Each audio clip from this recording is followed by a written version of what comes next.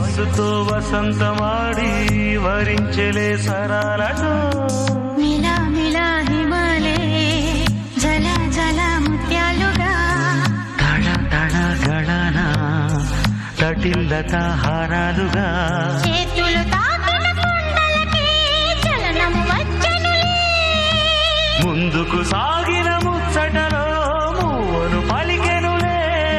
ఒక స్వర్గం తల వంచి